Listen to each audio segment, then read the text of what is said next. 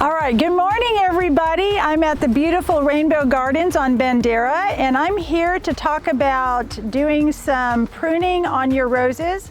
My name is Holly Hodgins, and I'm with the San Antonio Rose Society. I'm also a Bexar County Master Gardener, and I am happy to be here this morning with you to talk about pruning roses.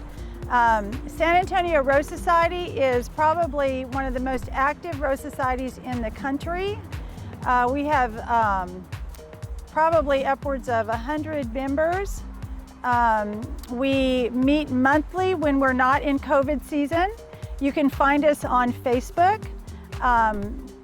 You can also Google or look up online San Antonio Rose Society and get contact information for myself or any of the other consulting Rosarians if you have any rose questions. But we're going to talk about pruning today. So let me show you what we're going to do. First thing you want to look for is a pair of gauntlet gloves. These are old, very worn, which means that I prune a lot of roses. So you want to have a pair of these, not necessary, but if you want to save your arms and your clothes from snags, very good idea. And also you want a very good pair of pruners. These are some Felco pruners. You can get Felco or Barnell at Rainbow Gardens. I'm not sure what brand you guys carry. Corona and Fiskars. Okay, all excellent brands. When you're going to prune your roses, you want to make sure that you have a nice sharp blade. So sharpen them. They'll go dull over time, just like you'd sharpen your knives at home. Yes, ma'am. I have a question. Holly, what time of year are we going to start pruning those roses? Thank you. Excellent question. You want to prune after you know that we're not going to have any more freezes. So typically in San Antonio, we shoot for Valentine's Day. We usually don't freeze after that, especially a hard freeze. I mean, if we have a light freeze, probably okay, but you really don't want to stunt that new growth that's going to come out. So Valentine's Day is the day that we shoot for in San Antonio. Now, if you are somewhere else, you just need to look at what your freeze schedule is normally like and make adjustments. Some people don't do their pruning until March. So I know Austin is a couple of weeks later. South of us, you might do well to even do a week earlier, but February 14th is about our day. So anyway, clean pruners, you want to always have a bottle of alcohol. And I just got this at H-E-B. I know it's hard to find alcohol sometimes. This is a 70%, which is fine. A good thing to do is when you've pruned a couple of bushes, just take your alcohol out, spray it. You just want to make sure that you're not going to spread something from one bush to another. You may have one sick bush and you don't want to end up with them all being sick. So a good thing to do is to just spray them down, let that air dry, and you're good to go. Okay, so we're going to get started. I'm going to talk a little bit about what you're looking for when you want to prune your bushes. So the main idea when pruning a rose bush is that you want to take out anything that is not growing outwardly. If it's growing to the inside of the bush, you want to take it out because that's going to impede the wind. I mean, it's going to keep the wind from going through the bush, which allows for insects. It also allows for fungus. You want to imagine, if you were to look down the inside of your bush, you want to imagine that you could put like a fishbowl vase down inside. It could sit right down inside there. Sort of have that visual whenever you are pruning, and that will help you in knowing whether or not you ought to take that branch off. Another thing you want to do is, if you've got a bush that is really skinny, a branch that is really skinny, so it's going to be smaller than a pencil in diameter, and it is not necessary, I would take it out.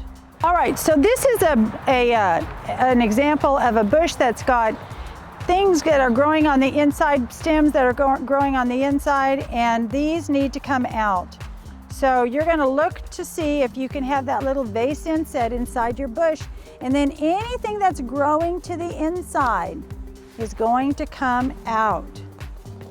And just snip it down as far down as you can take it out, because we don't want to encourage any new growth to grow to the inside. You also want to be looking for bud eyes. And a bud eye is going to tell you which way the branch is going to grow. This branch right here does not have a good bud eye, but it's a nice branch, and because this bush itself is sort of lacking in branches, I'm going to leave this here. I'm going to cut this one off, which is going to take it out in this direction. And I'm going to watch that, and if I don't like what that looks like in a month or two, I'll take it off. But for now, you don't want to take off things that have good potential if they're going to grow the right direction. Because the more branches that you have, the more blooms you have, and that's what we want. All right, so here's a bud eye, and when I'm talking about bud eyes, you want to look for that little guy right there. And that is a leaf coming out, actually a stem, but it'll come out sort of like a leaf first. And that's the guy you want to look for. You want to watch the direction that it's coming out. I'm not going to cut down one of these other bud eyes that are going a different direction. I like this one because it's going to go straight out. So I'm going to cut at an angle right above it. And the reason you want to cut at an angle, it's not a sharp angle, just a really slight angle, is you want to let the dew and moisture and all run off of that bud eye. That way you don't have water sitting on top of it. Less chance for it to, so I'm going to prune this back pretty well. When you are doing your spring prune, you want to prune back a little heavier than you would when you do your fall prune. So there are 2 times of the year that we prune. We prune our roses back, and the second one is in September. And that's really just to have a healthy bush going into the winter. So you're going to prune back twice a year, and the spring prune is going to be heavier. There are lots of things that you do after you do this prune. This is going to produce a bush that will be much healthier throughout the whole year. You're still going to have to take care of it and tend to it, but it's going to be much healthier to start out with when you prune really good in the spring. You're going to get bigger blooms, just a healthier bush overall. So when you do the spring prune, you're going to probably take the bush down at least a half. I tend to be a little more heavy-handed. I usually go down about 2/3. You also are going to want to strip every leaf off of the bush. So you'll see as I'm doing this pruning, I'm going to start picking all the leaves off while I'm doing this. And the reason for even these new little bud eyes that have already opened and they're producing leaves, I'm going to go ahead and pick those off. And we call those finger pruning, where you just pick it off and you take it, throw it away. And the reason for that is because in the winter, just like everything else, we want to stay warm. Those critters that are eating on your bushes are hibernating in those leaves and in those new places. If they're not in the ground, they're hibernating in those leaves, and you want to get rid of that.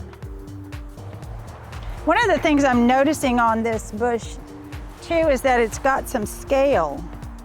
And scale is an insect that will adhere to the bark, and then it gets real hard.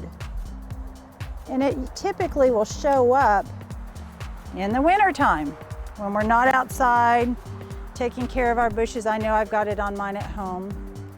It's always a pain. It just kind of makes the bark look kind of yucky. Rainbow Gardens has got everything that you need to care for your bushes. Everything that you need. And we're going to get some product from them, and you will have very healthy bushes. Another thing you want to do is clean out the debris from underneath your bush. So if this one's in a pot, and I have quite a few bushes in a pot myself. Great way to grow roses. You want to clean out the debris that falls in there. So over the winter, the leaves fall off and they land around your bushes. You just want to take that out. Kind of tousle the dirt around. Taking out any dead wood. Taking out wood that's crossing to the inside. Taking out branches that are tiny and don't look like they're going to produce anything. Sometimes you take off a branch that even has a whole bunch of knots on it, like it's been pruned for many years and it's just very knotty.